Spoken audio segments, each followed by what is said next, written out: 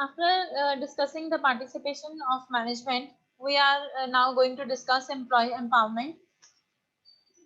Employee empowerment is a process of giving employees in the organization the power, authority, responsibility, resource, and freedom to take decisions and solve their work related problems. In the employee empowerment, it is a process of giving employees in the organization when we give power, authority, responsibility, resources, freedom to take decisions and solve work related problems in the organization. In order to take such initiative and decisions, they are given adequate authority and resources. Empowerment encourages employees to become innovators and managers of giving them more control and autonomous decision making capabilities. With through the employee empowerment, it encourages employee also to become more innovative and to take decision with his own and manager of giving them more control and autonomous decision making capabilities. In this concept, the employee empowerment refers to enlargement of the employee's job responsibility by giving him the authority of the decision without approval to his immediate supervisor. The decision can be big or it may be small depending upon the degree of the power which his company wishes to provide to the employees. Sometimes the decision may be big or small depending upon the degree of the power which the company wishes to provide the employees. He can take decision on the basis of the management. Further, the employees are supported and encouraged to utilize their skills, abilities, and creativity by accepting accountability for their work. This concept usually works when employees are adequately trained, provided with all the relevant information. And this concept, the employee empowerment usually works when the employees are adequately trained to provide all the relevant information and to handle all the such problems in the organization. Empowerment versus disempowerment. Accept responsibility, being active. The employee should also accept the responsibility. He should be being active in any kind of the task, boldness, creative. He should be creative and innovative in any task, energetic, enjoy life, happy, healthy, imaginative, and independent. Uh, and in disempowerment, the points are there. Avoid taking responsibility. When the person is avoiding taking responsibility in the organization, being passive, he is not work actively and he is not participate actively in any task of the organization. Timidity, conventional, lethargic, when he not perform energetically in the organization, get little joy out of life, depressed and miserable.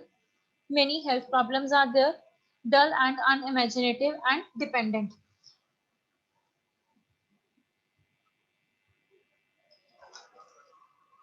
And there is another point of the empowerment and versus disempowerment.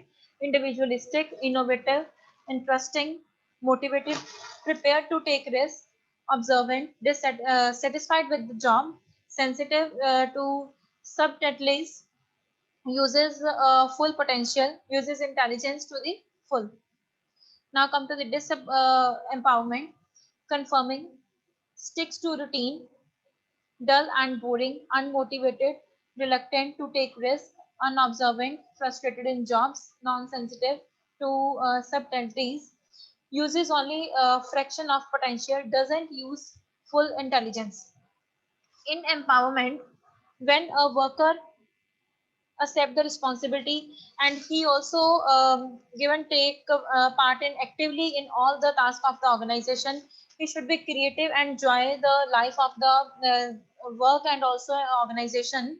He should be happy and healthy, and he also take part in the organization.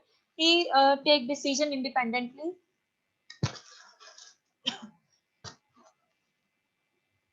and he also creates some innovative ideas, and he also motivated from the organization. He's satisfied with his work and organization. Now come to the disempowerment. In disempowerment, when the worker avoid taking responsibility, being passive, timidity are there, and lethargic, he is not taking part in very energetically in the organization, and he gets always little joy out of life. He gets always depressed and miserable. Many health issues are there. He is dull and unimaginative, and he is dependent on the his higher or top authority, and he sticks to the routine. He is not give some creative ideas to the organization. He just sticks to the routine. He is unmotivated from his work, and he is not satisfied with his work and organization. Now come to the principles of empowerment. Share leadership vision. You have to always share leadership vision. Uh, Share goals and direction. Trust. Provide frequent feedback. Employees evaluation and assessment also there. You should have to share some leadership quality and leadership vision, and share goals and direction. Trust of the people. Provide frequent feedback of the employees evaluation and assessment is also there. Conditions for successful empowerment. Employees must be encouraged to take control of their work. Environment must be receptive for employees with innovative ideas, and encourage people to explore and to take responsible risk at reasonable cost. In the successful empowerment condition, employees must be encouraged to take control over their work. In environment must be receptive for employees with innovative ideas, and encourage people to explore and to take responsible risk and some reasonable cost.